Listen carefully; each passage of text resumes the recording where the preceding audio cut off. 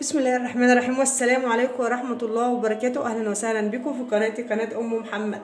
لو كنت الأول مرة تشوفيني ما تنسيش تشتركي في القناة وتفعلي زر الجرس عشان يوصلكوا كل جديد. بصوا يا حبايبي، النهاردة إن شاء الله أنا هعمل معاكم فرخة في الصينية بالبطاطس. غسلتها كويس، عملتها جزئين اتنين، قطعتها بالطول. ماشي، أنا أول حاجة غسلتها وسبتها في المصفى تصفى. معايا نص كيلو طماطم فريش، فرمته وصفيته. ماشي، معايا التوابل اللي هي بتاعه الفراخ، كمون وكزبره وفلفل وورق لورا وحبهان. كل ده هضربه في الخلاط. معايا كزبره ناشفه خضراء قصدي، وفلفل وبصل وثوم وجزر وليمون. هضرب ده كله في الخلاط، وهضيف معاه معلقه زبادي للفراخ. الزبادي بتخلي الفراخ طريه وحلوه. وهحط معلقتين زيت ومعلقه سمنه ومعلقه خل.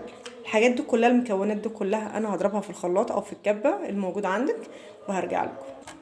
وده الخليط بتاعي بعد ما خلطته في الخلاط. كل حاجه شايفين المكونات، شفتوا المكونات. كل ده هنزل بيه على الفرخه بتاعتي. ريحته جميله جدا. انا بضرب حتى البهارات في قلب الخلاط مع الحاجه عشان كله يدي للفراخ طعم بتاعك او اللحمه بتاعتك. هجيب الصينيه بتاعتي واحطها فيها. هفضل التتبيله الحلوه بتاعت الفراخ. ماشي، انا قلت بلاش الصينيه على اساس يعني اعرف اغطيها وتشرب براحتها، عشان طبعا الصينيه هتحكمني. طبعا لازم تعمليها كده على اساس كلها تشرب.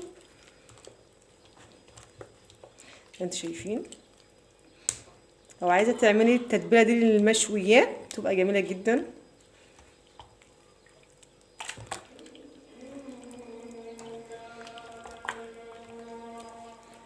كده كده شربت كلها. سيبها بقى مع نفسها شويه، حبه، لسه بدري.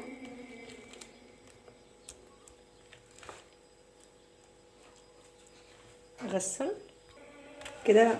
هسيب الفراخ بتاعتي بقى تشرب بالتتبيله بتاعتها عن ما اعمل لها البطاطس واجهز لها كل حاجتها.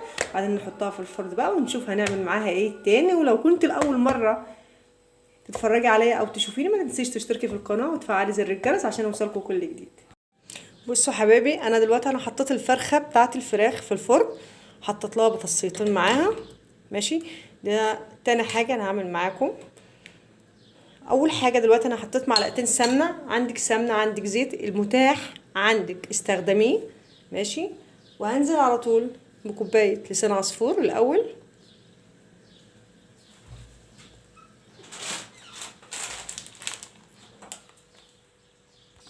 هتستخدمي حسب الكميه اللي عندك او على قد ما تشوفي هتعملي قد ايه لكام فرد يعني. احمر كده فيه، مش هضيف له اي حاجه خالص، هحمره بس. لو انت عايزه تحمري شعريه او لسان عصفور او اي حاجه بسرعه منك وعايزه تكتري السمنه او الزيت، وبعد ما يحمر منك صفيها، يعني حطها على مصفى وصفي الزيت او السمنه، استخدميها في حاجه تانية وخلي سمنته شويه. طبعا لو انت عايزه تضيفي بصل او جزر او زبيب او سوداني للطبخه اللي انا بعملها دي ضيفي. مش عايزه ده حاجه اختياريه، بس هو بيبقى مديله طعم حلو برضو. بس انا مش هضيف حاجه النهارده، هعمله عادي خالص ساده.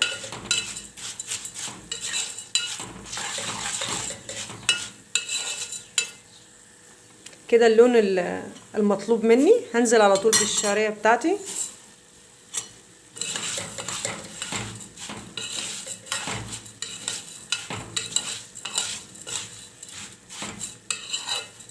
انا ليه بحمر اللسان الاول؟ عشان الشعريه ما بتستحملش، بتحمر بسرعه.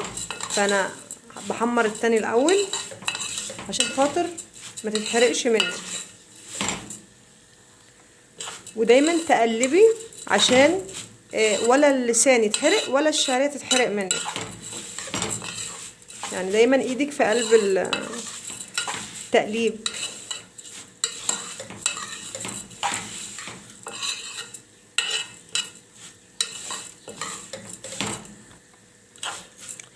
شايفين؟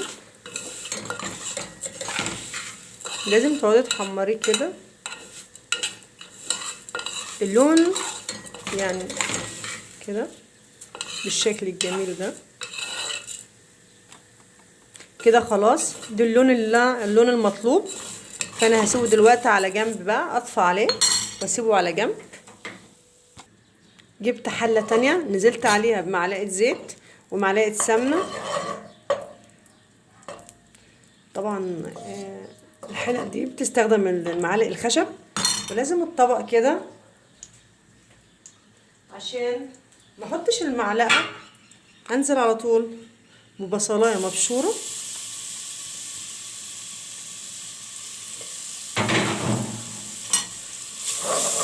تاخد اللون الجميل الذهبي ده.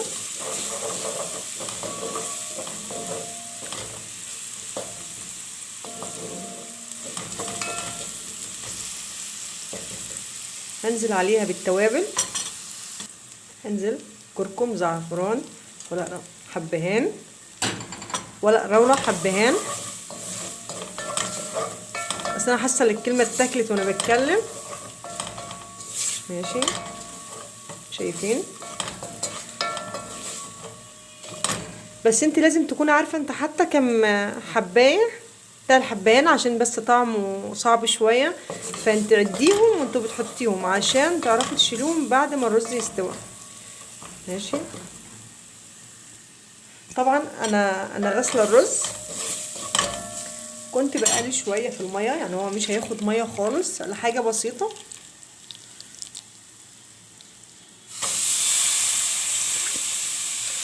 وحلاوه الرز لو انت فعلا عايزاه يطلع منك ابيض لازم تسيبيه حبه طيبين في الميه. شايفين اللون الجميل ده؟ هنزل عليه بمعلقه ملح بسيطه ومعلقه ملح صغيره، عشان الرز ده يعني ما بياخدش ملح كتير. بصوا بقى، عايزه تاكلوا طحينه زي اللي بتيجي في المطاعم واحلى، عايزه تعلمي التجربه، هاتي معاكي معلقه طحينه. اول حاجه معلقه زبادي، عصره ليمون، رشه كمون، وتاكلي احلى طحينه، طعم خطير جدا جدا جدا. تاكلي بقى خساره الصيام مش نافع خالص في الوقت اللي احنا فيه ده خالص، ولا الرجيم نافع معانا. ماشي. انا عملت معاكي السلطه، جزر، كزبره، فلفل وخيار وطماطم. وده السلطه بتاعتي.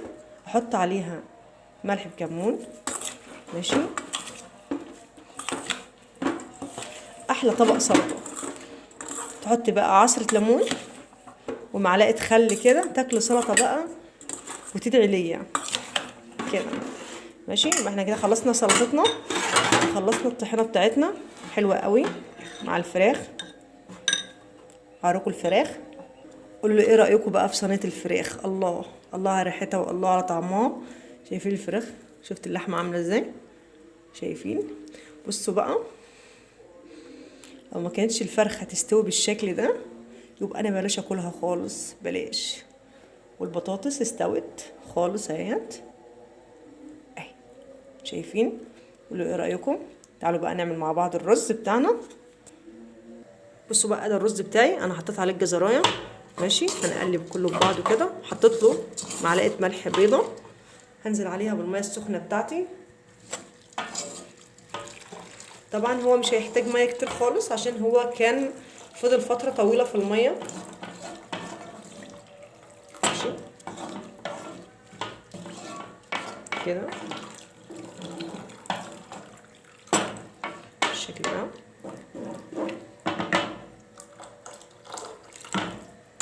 نغطي عليه. انا كده حطيت بقى لسان العصفور بتاعي، ملح، معلقه ملح صغيره، وهنزل عليه برضو بالميه السخنه بتاعتي. وطبعا اكيد برضو ما بيحتاجش ميه كتير، عشان انتوا عارفين ان الشعريه مش بتحتاج ميه ولا اللسان بيحتاج ميه كتير.